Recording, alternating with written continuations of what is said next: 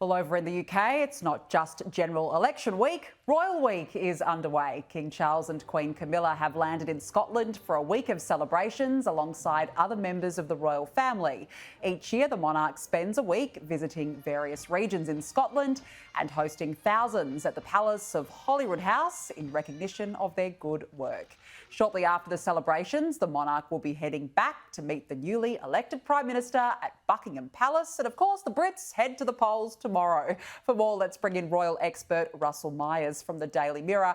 Russell, always good to speak with you. Thanks so much for joining us. What's on the agenda today in Scotland and what are the royal faces expected to see there?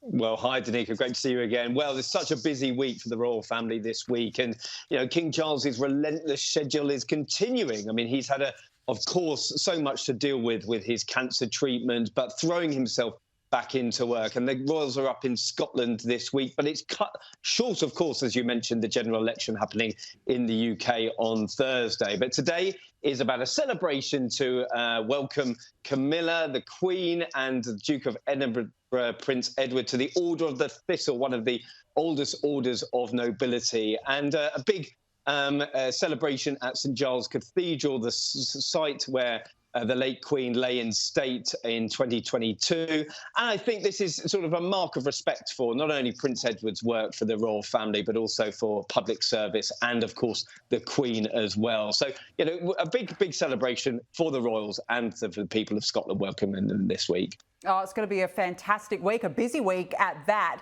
Now, Russell, we know that the King and Queen are set to visit Australia later this year, but there are talks on a scale back of the tour on doctors' orders. Do you think it could be cancelled completely?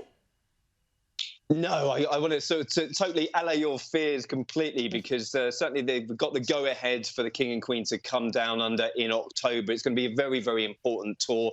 It's been something that's been in the planning for quite a long time. But of course, as I mentioned, King Charles had such a lot to deal with his cancer treatment. That is still ongoing. But the leg of the tour that has been shelved will be New Zealand. And I think that, it comes a bit of a sadness for the King and Queen not to get to see the Kiwis. However, there will be a full schedule of events. It will no doubt be lasting just about a week in Australia. All the states and territories are clambering at the moment, I understand, to try and welcome the royals. And I think it's going to be a fantastic spectacle. Hopefully, I'm going to get on the plane to come and see you guys as well. Oh, we hope so, Russell Myers. Always good to see you, but great to hear that they're still planning to come. And you're right, the states are jostling.